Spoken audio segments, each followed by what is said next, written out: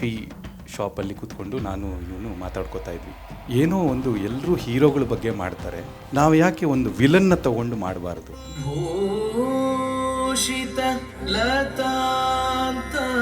Kuchipudi inherently has a heroic approach to villains.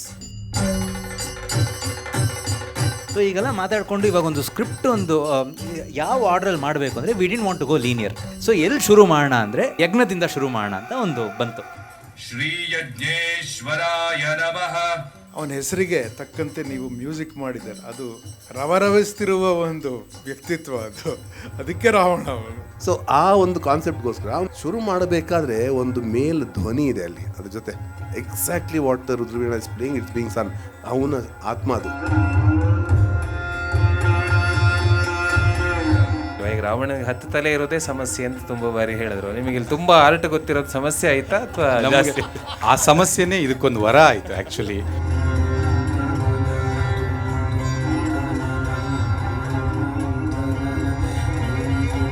ತುಂಬಾ ಇಷ್ಟ ಆಗಿದ್ದು ಅಂದ್ರೆ ಇದರಲ್ಲಿ ಮಂಡೋದರಿ ನೋಡಕ್ ಬಂದಾಗ ಅದು ತಲೆನಲ್ಲಿ ಇನ್ನೂ ಹಾಗೆ ನಿಂತಿದೆ ನನಗೆ.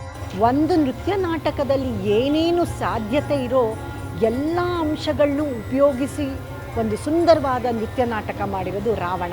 And I think the concept itself is very interesting. I really wish and hope there's going to be more screening of these movies.